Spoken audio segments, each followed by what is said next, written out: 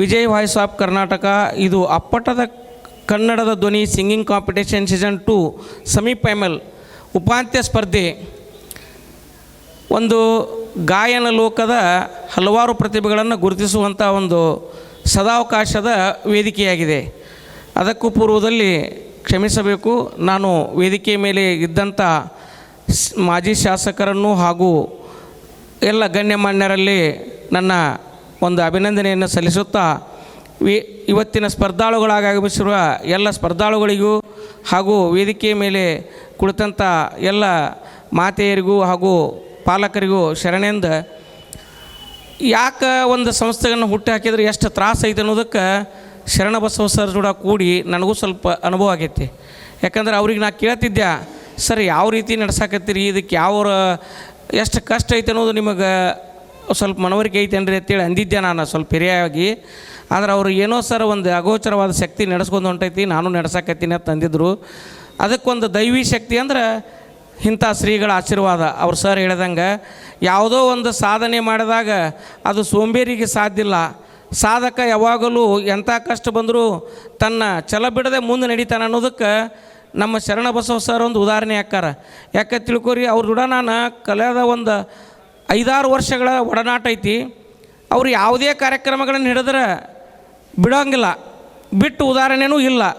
ಆ ರೀತಿ ಒಂದು ನೋಡ್ರಿ, ಹೋದ ಸಲ ಅವರು ಹುಬ್ಬಳ್ಳಿಯೊಳಗೆ ಸಿಂಗಿಂಗ್ ಕಾಂಪಿಟೇಷನ್ ಮಾಡಿದರು.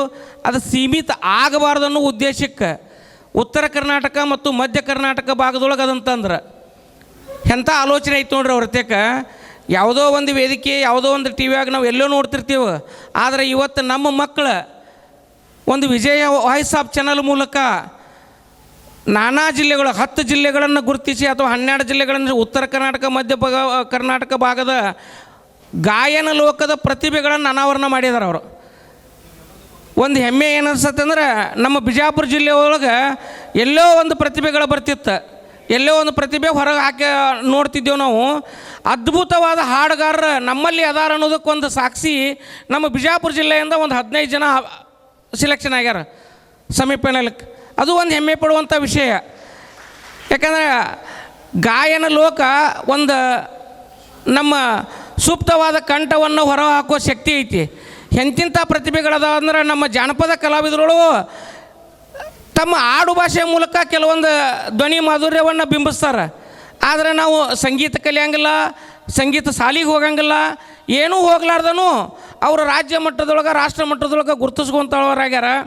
ಅಂಥ ಒಂದು ವೇದಿಕೆಯನ್ನು ಕಲ್ಪಿಸಿಕೊಟ್ಟ ಮಕ್ಕಳಲ್ಲಿ ಅಡಗಿರುವ, ಯುವಕರಲ್ಲಿ ಅಡಗಿರುವ, ಯುವತಿಯರಲ್ಲಿ ಅಡಗಿರುವ ಹಾಗೂ ಒಂದು ನವ ಚೈತನ್ಯವನ್ನು ತುಂಬಿಕೊಂಡು ಹಿರಿಯ ಚೈತನ್ಯಗಳಿಗೂ ಜೀವ ತುಂಬುವ ಯುವ ಸೂಕ್ತ ಪ್ರತಿಭೆಗಳನ್ನು ನಮಗೆ ಪರಿಚಯಿಸಿಕೊಟ್ಟಂಥ Vijay voice of Kannada news ಚಾನಲ್ದವರಿಗೆ ನಾವು ಎಷ್ಟೇ ಆಭಾರಿ ಆದರೂ ಕಮ್ಮಿನ. ಯಾಕಂದರೆ ಇದರಿಂದ ಅವ್ರು ನಮ್ಮಿಂದ ಅವ್ರು ಏನೂ ಎಕ್ಸ್ಪೆಕ್ಟ್ ಮಾಡಿಲ್ಲರಿ, ನಮ್ಮಿಂದ ಅವ್ರು ಏನೇನೂ ಕೇಳ್ಕೊಂಡಿಲ್ಲ. ಆದ್ರೆ ಒಂದು ಏನು ಕೇಳ್ಕೊಂಡಾರ, ನೀವು ಬಂದು ಹಾಡ್ರಿ ಅಂತ ಕೇಳ್ಯಾರ. ನೀವು ಬಂದು ಹಾಡ್ರಿ, ನಿಮ್ಮನ್ನು ಹೊರ ಹಾಕೋ ಶಕ್ತಿ ನಮ್ದು ಅಂತ ಹೇಳ್ಯಾರ. ಅಂಥ ಒಂದು ಕಾರ್ಯಕ್ಕೆ ಮುನ್ನುಗ್ಗಿದ್ದಂಥ ಶರಣಬಸವ ಸರ್ಗೆ ನಾವು ಬಿಜಾಪುರ ಜಿಲ್ಲೆಯ ಜನರು ನಾವು ಯಾವಾಗಲೂ ಆಭಾರಿಯಾಗಿರ್ತೀವಿ. ಯಾಕಂದ್ರೆ ಅವರು ನನ್ನ ಒಂದೇ ಒಂದು ಮಾತಿಗೆ ನನ್ನ ಹುಟ್ಟೂರಿಗೆ ಈ ಕೊಡುಗೆ ಕೊಟ್ಟೋಗ್ಯಾರ. ವಿಜಾಪುರ ನಗರದಾಗ ಮಾಡ್ತೀನಿ ಅಂತ ಹೇಳಿದ್ದನ್ನು, ಇಲ್ಲ ಸರ್ ನೀವು ಕೋಲಾರದಾಗ ಮಾಡಿರಿ, ವಿಜಾಪುರ ಜಿಲ್ಲಾ ಜನರನ್ನ ಬಾಗಲಕೋಟೆ ಜಿಲ್ಲಾ ಜನರು ಕೂಡಿಸ್ತೀನಿ ಅಂತ ಹೇಳಿದ್ದೆ. ಅದರ ಪ್ರಕಾರ 2 ಜಿಲ್ಲಾ ಜನರು ಕೂಡಿ ಅಲ್ಲಿಯ ಪ್ರತಿಭೆಗಳು ಇವತ್ತು ನಿಮ್ಮ ಮುಂದೆ ಸೆಮಿಫೈನಲ್ನೊಳಗೆ ಹಾಡಕ್ಕೆ ಬಂದಾರ.